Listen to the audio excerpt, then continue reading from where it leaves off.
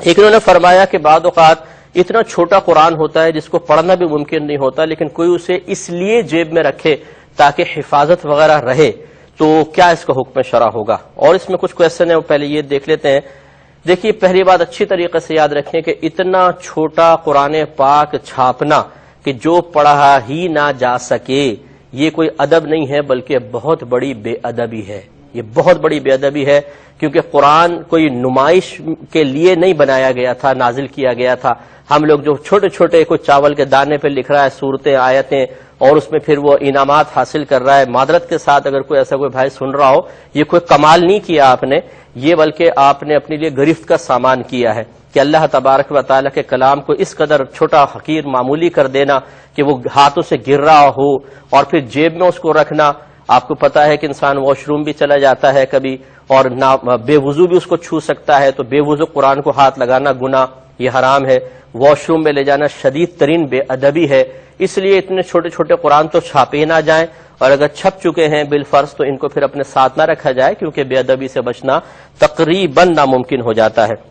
اور پھر یاد رکھیں کہ قرآن پاک یہ پڑھنے کے لیے، سمجھنے کے لیے نازل کیا گیا تھا، خالی اپنے حفاظت کے لیے نہیں، یا بچے کو رخصت کرتے ہوئے اس کے سر پہ رکھ کے قرآن پاک اس کو گھر سے نکال دیتے ہیں اور کہتے ہیں جی قرآن پاک کے سائے میں بچی نکلی ہے۔ سائے میں تو نکل گئی، لیکن قرآن پاک کو پڑھنے کی توفیق ساری زندگی حاصل نہ ہوئی۔ ہاں ہمارے مسلمان بھائی بہن ایسے ہیں جنہوں نے قرآن پاک کو اپنی پوری زندگی میں ایک بار بھی ترجمے کے ساتھ پڑھنے کی زحمت گوارا نہیں کی ہے۔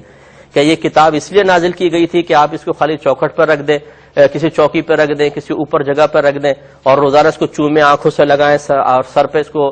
مطلب رکھ کر برکت حاصل کریں۔ یہ کتاب اس لیے نازل نہیں کی گئی، نہ صرف اس کی عربی عبارت پڑھنے کے لیے اس کو نازل کیا گیا، بلکہ قرآن عظیم سمجھنے کے لیے نازل کیا گیا ہے کہ اس کو پڑھیں، ترجمہ تفسیر کے ساتھ سمجھیں اور اس پر عمل کریں۔ اس کی ہر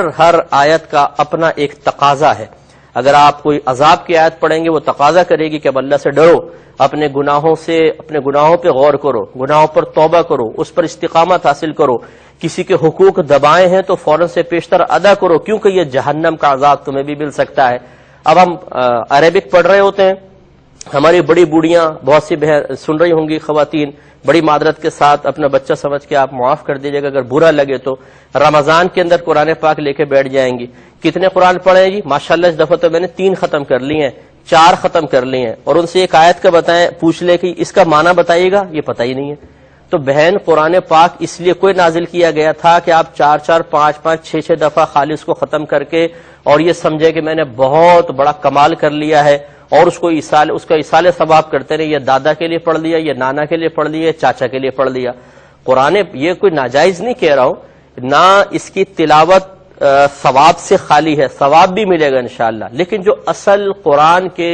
نزول کا مقصد ہے اگر آپ اس کو حاصل نہیں کریں گے تو مارے جائیں گے۔ اس لیے قرآن عظیم اس طرح چھوٹے موٹے چھاپنا، یا ایسے مطلب کتابت میں لکھ دینا کہ سمجھ ہی نہیں آ رہا کیا لکھا ہوا ہے، اور بس جو شاباش جی بہت اچھا، کیا خوبصورت خطاطی ہے۔ اب اس کا فائدہ کیا ایسی خطاطی کے کرنے کا؟ کیا قرآن پاک صرف اس طرح نمود اور نمائش کے لیے نازل کیا گیا تھا؟ یقینی سی بات ہے کہ نہیں۔ ہو سکتا ہے میری اس رائے سے بہت سارے لوگ اختلاف کریں، لیکن میں آپ کو ایک شرعی مسئلہ بتا رہا ہوں، کوئی اپنی ذاتی رائے مسلط نہیں کر رہا ہوں۔ تو اگر ہمارے نبی کریم صلی اللہ علیہ وسلم کے سامنے اس طریقے سے اس طرح قرآن لکھا جاتا کہ سمجھ یہ نہ آ رہا ہوتا، یہ اتنا باریک، تو رحمت کونین صلی اللہ علیہ وسلم بھی ناراض ہوتے کہ قرآن پاک اس لیے سرکار نے ہمارے سامنے پیش نہیں فرمایا تھا کہ اس کو خالی نمائش کا ایک ذریعہ بنا لیا جائے۔ جو اس طرح کر رہے ہوتے ہیں، چھاپ رہے ہوتے ہیں، انہیں خود قرآن پڑھنے کی توفیق نہیں ہوتی، اسے تھوڑا سا سمجھنا چاہیے۔